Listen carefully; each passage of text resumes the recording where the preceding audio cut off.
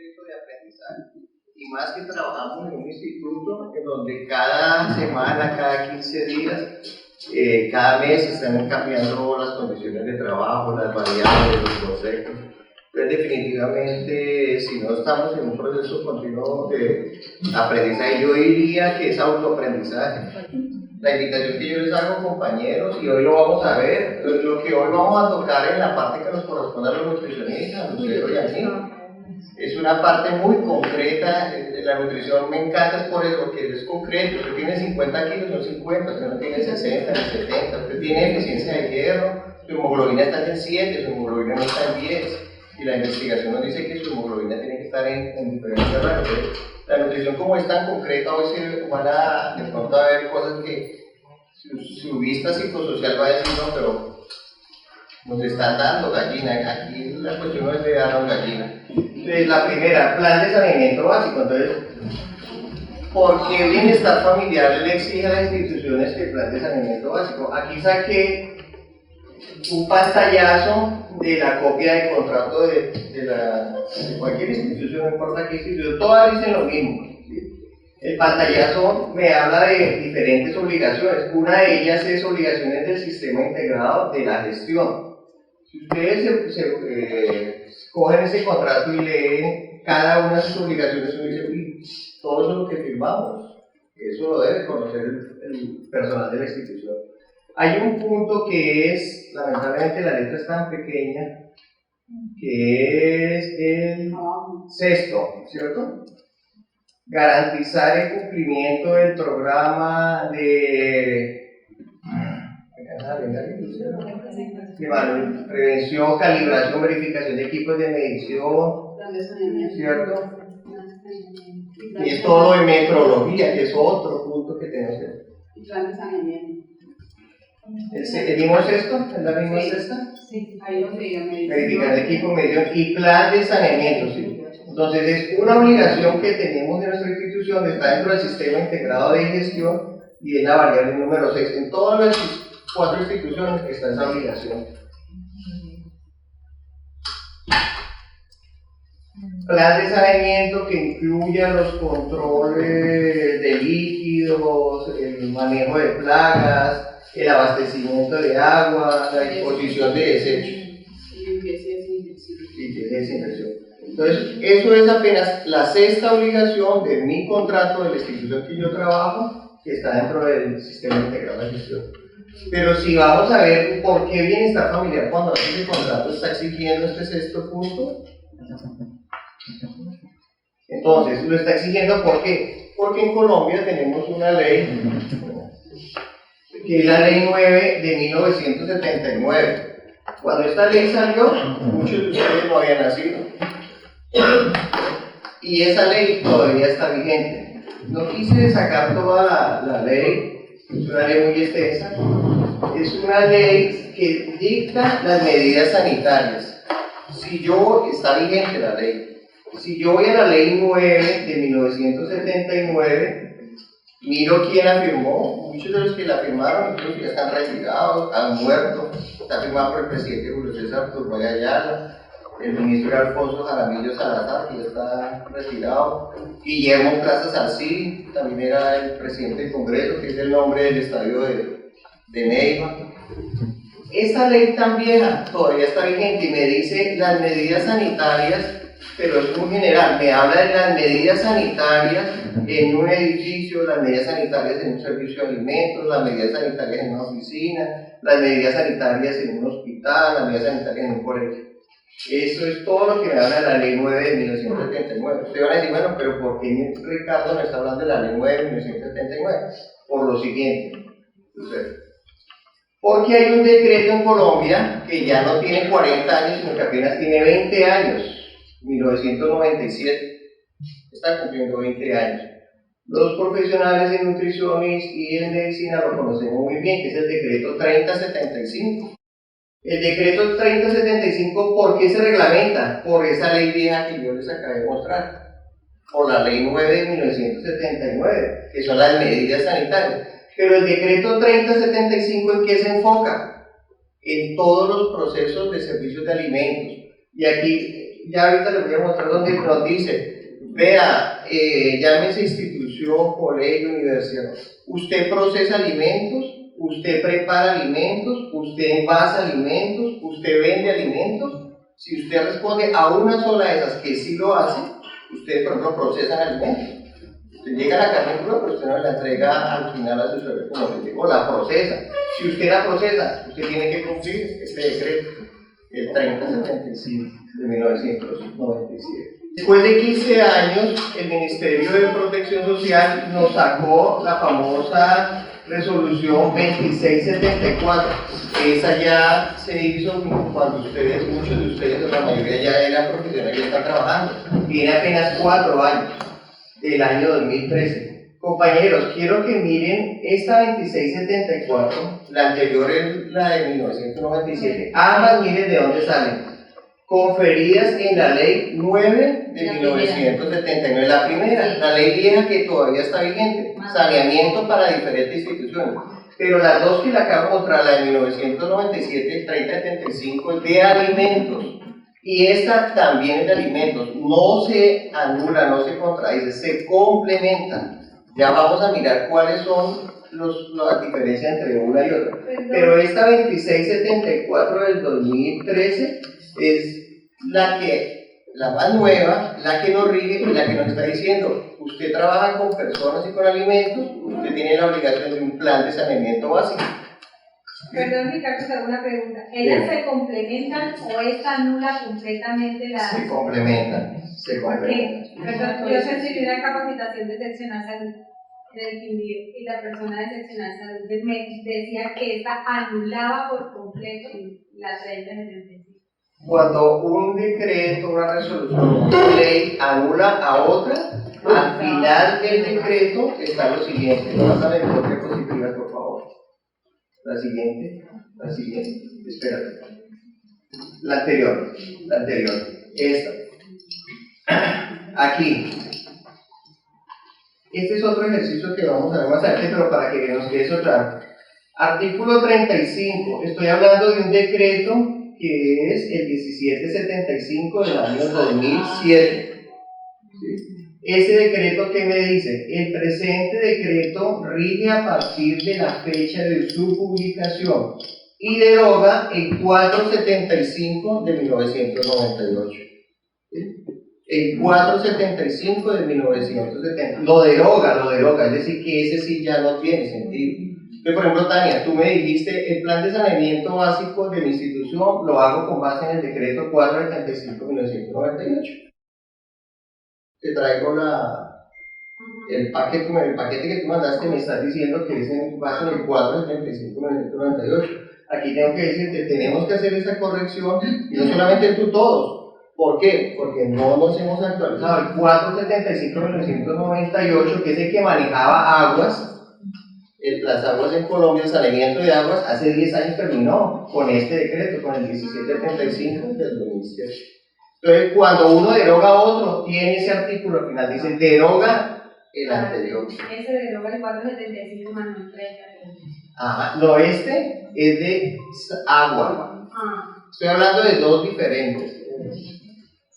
Es que con tantos números uno tiende a confundirse. Tú me puedes pedir un marcador, por favor. Pero el 3075, compañeros, el de 1997 es sanidad en alimentos.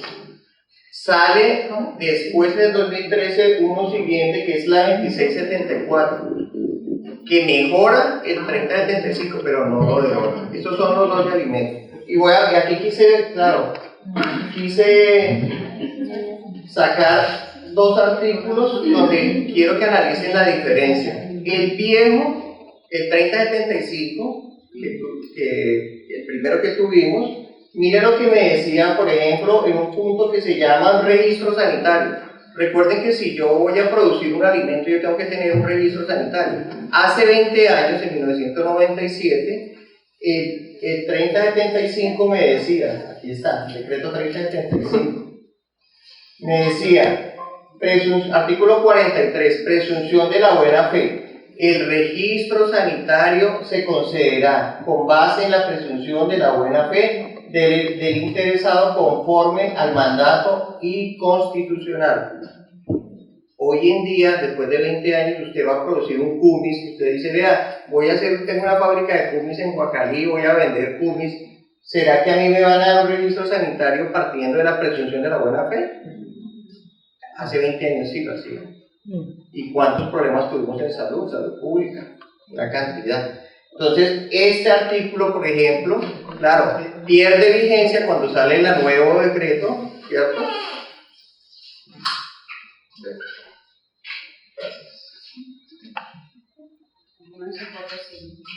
Perdón, voy a anotarlo porque es que nos confundimos. Este es el 3075, ¿cierto? Este es de 1997.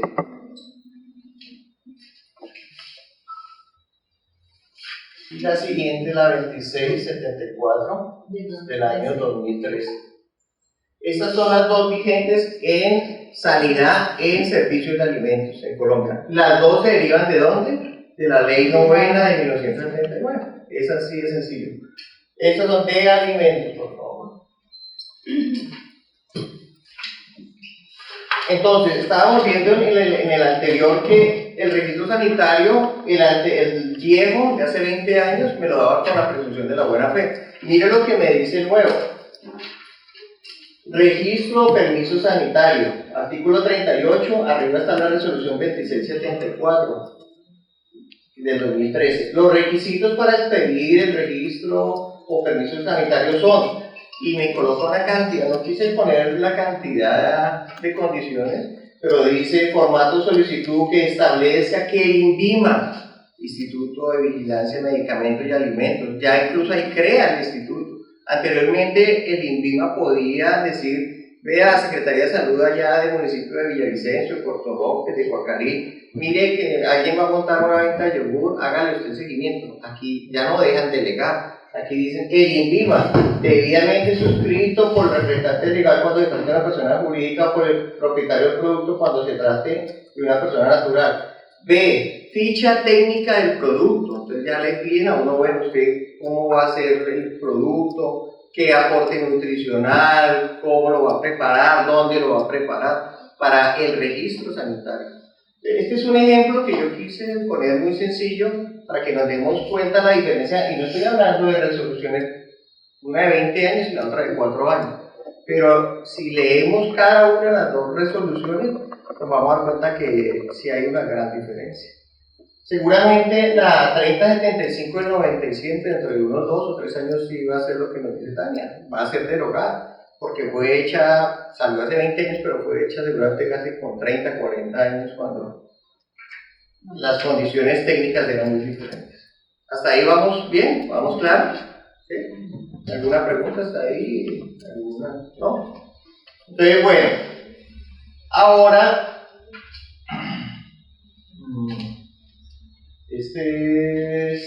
bueno, entonces por ejemplo en el agua, si ustedes miran el decreto 475, que tampoco es que sea viejo, de hace 20 años, ese era el decreto que me manejaba toda la parte de saneamiento del agua, y ese lo estoy manejando durante unos años, pero hace 10 años salió este nuevo, que es el 1775, también del 2007. Si ustedes miran este periodo del 2007 al 2013 hubo bastantes decretos, eso era por el tipo de ministro que teníamos en esa época de salud, que era una persona que investigaba mucho más. Hace 10 años teníamos esta nueva vigencia, y si miramos los planes de saneamiento que ustedes nos han enviado, nos están diciendo, estamos trabajando con base en el 475-98, cuando ese está derogado. ¿Qué significa? Que todo lo que hemos derivado de ese decreto pues está abolido. Bueno, entonces aquí tenemos el 2674, por cuál es la ley que lo está parando. Entonces quise sacar del 2674 el nuevo, que tiene 4 años, cuáles son los objetos. El primer objeto, la presente resolución tiene por objeto establecer los requisitos sanitarios que deben cumplir las personas naturales o jurídicas que ejerzan actividades de fabricación, procesamiento, preparación, envase, almacenamiento, transporte, distribución y comercialización de alimentos y materias primas de alimentos o los requisitos para la notificación. Artículo segundo, ¿cuál es el ámbito? ¿A dónde va a llegar esta 2674? ¿A quién nos cubre? Las disposiciones contenidas en la presente resolución aplicarán en todo el territorio nacional ¿a quién? Personas naturales o jurídicas que estén dedicadas a todas o alguna, ni siquiera algunas, no en plural, sino alguna, una sola, de las siguientes actividades: fabrica, procesa, prepara, envasa, almacena, transporta o distribuye alimentos. ¿Estamos nosotros metidos ahí? Ese es el que nos está rigiendo, el 2674. Y ahí sale una cantidad, personal manipulador. Entonces ustedes van a decir, pero ¿por qué ese nutricionista viene a molestar que el personal tiene que tener el carnet, que las uñas cortas, que el uniforme tiene que ser claro? Incluso, por ejemplo, ahí dice que no puede utilizar botones, que tiene que ser cremallera, una cantidad de cosas que a usted, señor institución, le llega a la oficina de saneamiento, y si usted no está preparado en esto, claro, nos cogen y por ahí se nos meten. Eso, todas esas condiciones que bienestar colocó en el contrato, salen de esta ley.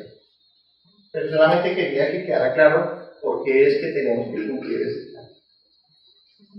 Bueno, de esa misma 2674, ojo que esta es la que más nos está rigiendo, que es la actualizada de la 2674, hay un artículo que es el artículo 12, que dice educación y capacitación. Todas las personas que realicen actividades de manipulación de alimentos deben tener una formación en educación sanitaria, los principios básicos de buenas prácticas de manufactura y prácticas higiénicas en manipulación. Igualmente deben estar capacitados para llevar a cabo las tareas que se les asignen o desempeñen, con el fin de que se encuentren en la capacidad de adoptar precauciones y medidas preventivas. No, vea que es que yo preparo alimentos, pero yo no sabía que de pronto van a haber dejado esos costales y esas cajas de cartón aquí al frente de mi servicio de alimentos, ahí me llegan proveedores. Buenas noches. Entonces, lo que nos quiere decir la 2674 es que esa capacitación no solamente es el hecho concreto de preparar el alimento, sino todas las condiciones de saneamiento. Si miramos el artículo 13, dice plan de capacitación. Este año nosotros les pedimos a las instituciones que hicieran un plan de capacitación. El plan de capacitación debe contener al menos los siguientes aspectos, y era lo que en una columna lo organizamos en Excel y decíamos: ¿qué metodología está utilizando? ¿Cuánto es la duración? ¿Cuántos docentes? ¿Cuál es el cronograma? ¿Y cuáles son los temas específicos a impartir? Entonces, ese plan de capacitación que está dentro del plan de saneamiento básico de instituciones corresponde al artículo 13 de la ley 2674. Así es.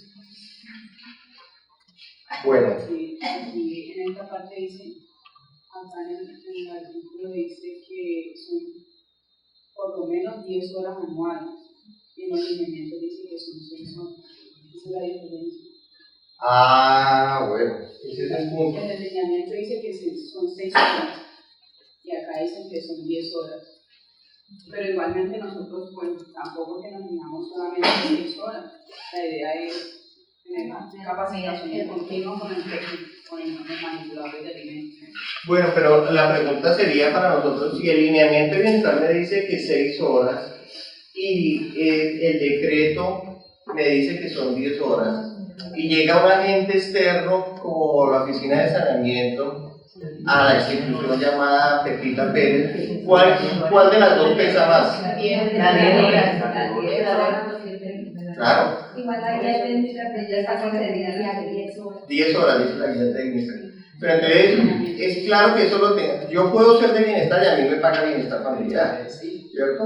Pero a mi bienestar familiar me dice como nutricionista: usted no puede dar alimento en un programa llamado recuperación nutricional a un niño que tenga más de 5 años.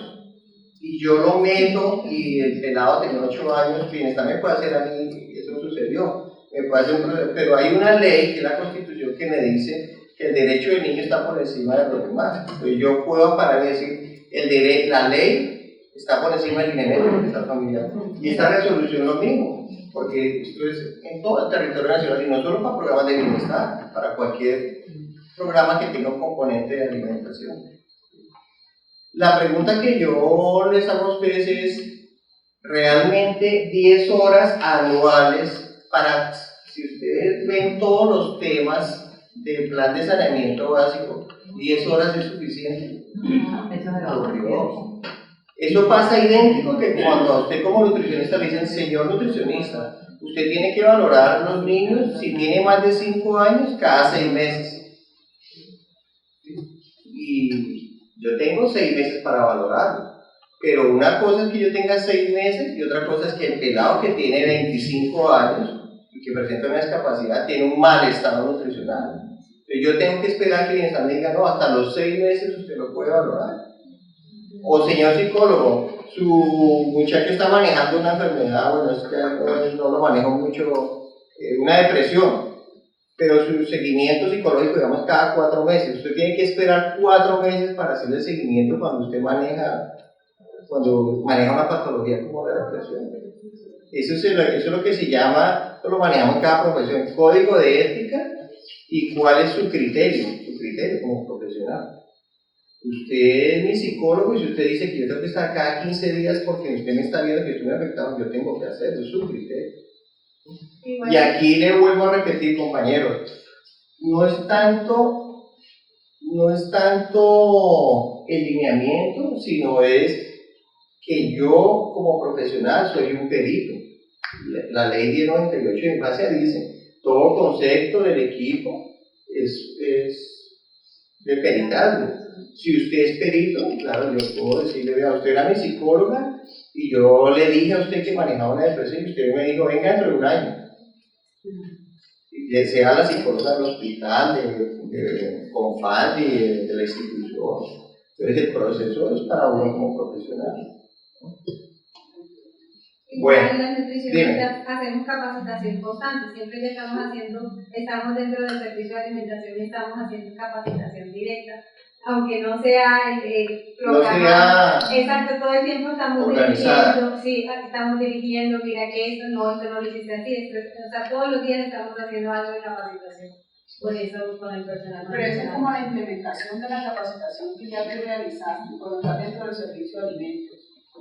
Porque no es lo mismo que las manipuladoras estén ocupadas aquí y allá haciendo una cosa, la otra, y tú estés ahí adentro, obviamente las estás guiando, pero eso es como un refuerzo de la capacitación que ya tú has hecho. Exacto, es que yo no estoy exceptuando lo otro, solo estoy diciendo que complementa. Más que complementar.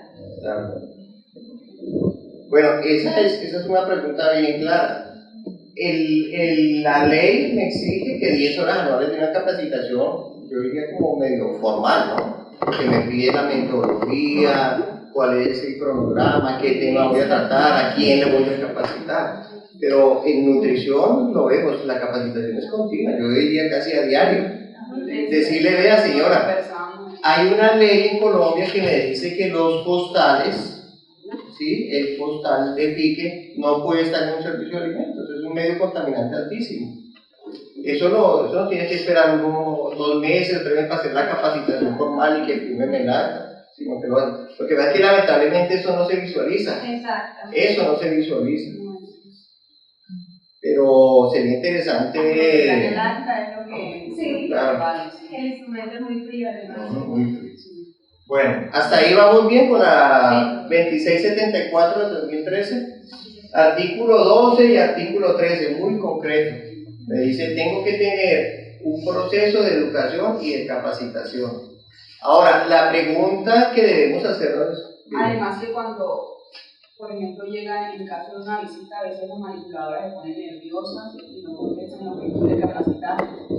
Entonces, ahí tú vas a decir, no, yo soy la capacité y la capacito todos los días, pero ella no se acuerda de lo que tú le dijiste, entonces lo que te va a respaldar a ti es el acta. Es escudarse. Claro, y las evidencias. Ahora, la pregunta que tenemos que hacernos, esta capacitación y esta educación en el manejo de los alimentos debe ser solamente para las señoras de servicios de alimentos. Si ustedes miran los informes, y eso se da cuenta en muchos informes, dice, vea, el formador. Yo le decía a mi compañera Lucero que, por ejemplo, cuando hace uno los seguimientos nutricionales a pacientes hospitalizados, especialmente en cuidados intensivos, uno aprende a veces más de la enfermera que del mismo médico. A mí me corresponde hacer algunas visitas, entonces yo llego a ver a esa persona que está entubada, una persona que no puede decir nada, no sabe absolutamente nada. ¿Qué me va a indicar a mí cómo alimentar a esa persona? La historia clínica. El sistema del hospital tiene varias variables, entonces seguimiento por enfermería, seguimiento por medicina, por nutrición, por fisio, medicamentos. Entonces yo me meto al seguimiento médico y el médico resulta que simplemente me dice dieta hipoglucemia, dieta hipoglucemia, dieta hipoglucemia, pero dieta hipoglucemia aquí no me indica nada. Me meto al seguimiento de la enfermería y la enfermera escribe paciente que no tolera vía oral, ya me dio luz la enfermera, o sea, por la boca no está consumiendo nada. Paciente diabética que tiene la glicemia en 350, ya me dio otra luz la enfermera, me dijo que esta persona está descompensada. Entonces muchas veces uno encuentra más información en personas que cree que no la tienen. Eso puede pasar, por ejemplo, con la persona que alimenta a nuestros muchachos. Por ejemplo, tuve un paciente de su institución, un niño con discapacidad de 25 años, y la persona que lo acompaña le digo, bueno, esta persona vino hace 4 meses aquí al hospital, le mandamos 30 latas de Ensure, ¿se lo entregaron? No sé. No sabe si le entregaron o no le entregaron el Ensure. Ese es un punto de partida. Segunda pregunta, ¿está comiendo bien o está comiendo mal? Y dice, no, pues la verdad no sé porque yo no estoy con esta persona, ¿sí? No trabajo con esta persona. Entonces, a mí simplemente me pidieron que lo acompañara porque tenía hoy cita con nutrición y es una persona con una discapacidad. Entonces, díganme cómo vamos nosotros a progresar, cómo vamos, qué me toca hacer a mí como profesional del hospital. Tengo que, en mi consulta, tengo que escudarme y escribir lo que estoy viviendo. Persona que llega con acompañante que desconoce cómo es, no puedo decir si está evolucionando o involucionando porque es que no hay ninguna información. Entonces, esta educación y capacitación sí sería muy interesante que todos nosotros, yo le he dicho a mis compañeros, a mis colegas nutricionistas, qué rico a los padres de familia, a los psicólogos, a los trabajadores sociales. ¿Por qué es tan importante solo lavar las manos? Solamente eso. ¿Por qué es tan importante el lavado de manos? ¿Por qué es tan importante que en alimentos mastiquemos lento, comamos lento? No más. Uno no se imagina la incidencia que tienen que yo le enseñe al paciente que mastique muy bien los alimentos. Pero si eso no lo sabemos, yo puedo ser el educador y yo simplemente le doy ahí el alimento y háganlo. Todo el trabajo que hace el instituto con sus recursos, todo el trabajo que hacen los profesionales como nutrición, todo el trabajo de la señora preparando los alimentos desde las 5 de la mañana, ¿sí? Todo el trabajo que todos hacemos, el señor que nos vende el alimento, el que lo transporta, quien lo conserva, el señor que lo tiene organizado en su nevera, el almacenista, todo ese trabajo no sirve absolutamente para nada, porque el alimento lo tengo aquí en el plato y la persona está ahí y no se lo come, ahí se perdió todo. Podemos estar gastando millones y millones de pesos, pero no estamos viendo resultados. Bueno, sigamos. Estos son uno de los puntos que nos dice que las buenas prácticas de manufactura debe tener. Si ustedes analizan cada uno de esos puntos, son 12 puntos, y de cada punto cuánto se puede derivar. Por ejemplo, hablemos de la calidad del agua. Un solo tema, hablemos del pH del agua. El pH tiene que ser neutro, ¿cierto? ¿Qué pasa cuando el pH es 6? ¿Qué pasa cuando el pH es 8? ¿Es ácida o es alcalina? ¿Qué indicador es eso, el pH? ¿Sí? Estaba hablando del punto 12, programa de calidad de agua. Hablemos de cuál es el agua potable, cómo puedo potabilizar el agua, qué sistema utilizo para potabilizar el agua, ¿sí? ¿Cuánto tiempo debe hervir? ¿Cómo tengo que oxigenarlo?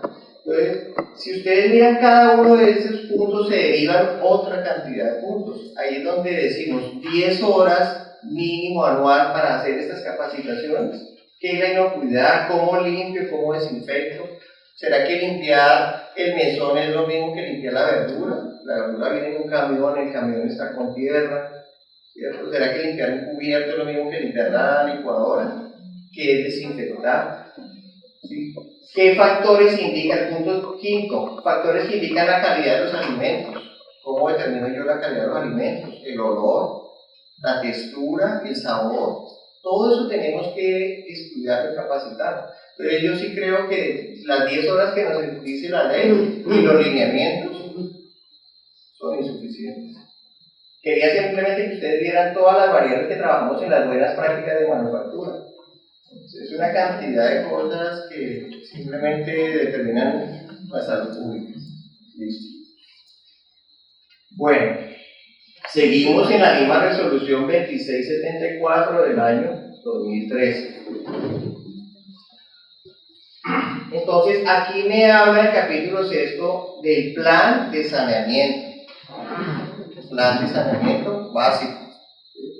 Ese plan de saneamiento me dice que tiene 4 grandes componentes: la limpieza y desinfección, el manejo de desechos sólidos, el control de plagas y el abastecimiento o suministro de agua potable.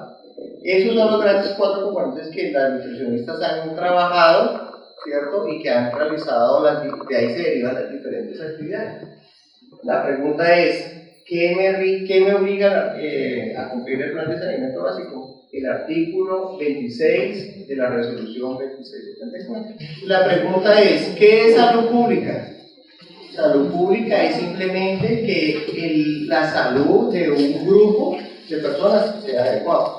Si para la salud pública del grupo llamado Institución Comunidad Terapéutica, del servicio de alimentos de comunidad terapéutica, consumen alimentos, ¿quiénes? 80 adolescentes, y hay 10 personas del equipo profesional, hay 3 de celaduría, hay 2 de jardineros, o sea que 100 personas consumen alimentos del servicio de alimentos de comunidad terapéutica.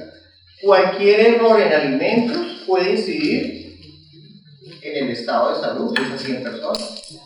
El mínimo error en alimentos es el mínimo. Por ejemplo, se nos fue la luz. Se fue la luz. Y la señora que prepara alimentos, por estar de afán, porque llegó allá la señora Rosa y comenzó a trozar la vea a las 8 y no hemos desayunado, ¿qué pasó? La señora, su nevera hizo esto. Quedó así la nevera. Recuerden que las neveras tienen unos cauchos que es para un cierre hermético. Hermético es que no deja pasar absolutamente nada, ni luz, ni aire. Pero ella por su afán no cerró bien la nevera, que a muchos nos ha pasado, ¿cierto?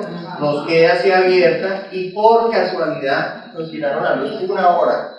¿Qué sucede con un alimento? Recuerden que los alimentos, entre más agua tengan, se descomponen más rápido. Un alimento seco dura más. Su frijol y su lenteja secos lo puede durar 2 meses ahí en su casa y no se le daña. Pero déjenme la carne, déjenme una fruta 2 meses a ver qué le pasa. Está con hongo en 1 semana. Entonces, por ejemplo, la carne, a la temperatura que vivimos aquí en Buga, 25, 26 grados centígrados, la nevera no nos quedó bien cerrada, se nos fue la luz, quiere decir que el motor de la nevera paró 1 hora, la temperatura inmediatamente subió. ¿Qué puede pasar con esa carne? Se me pudo haber descompuesto. Llegó la luz, la señora dijo, ya inmediatamente cierra bien su nevera. Bueno, entonces la pregunta es, compañeros, ese pequeño error que se va la luz y la nevera me quedó mal abierta, en 1 hora, 1 hora y media, me pudo haber descompuesto esa carne. Si yo no tengo la experiencia, si no soy sagaz, yo cojo mi carne, hago el almuerzo para todos. ¿Qué creen que puede suceder? Por Dios, vea, la psicóloga está con una diarrea impresionante. Vean, qué coincidencia que también el conductor está con diarrea sin capacidad. Y hay 10 niños. Hay 10 niños. ¿Qué creen que se nos viene a nosotros? Se nos viene inmediatamente una investigación. Lo primero que van a decir es que los alimentos que estamos dando son alimentos en descomposición que estamos comprando y comienzan a investigar una cantidad de cosas. De pronto nunca vamos a saber qué fue que la nevera nos quedó abierta, o de pronto sí dice, ah, no, la empresa de energía no sé qué, se fue la energía una hora.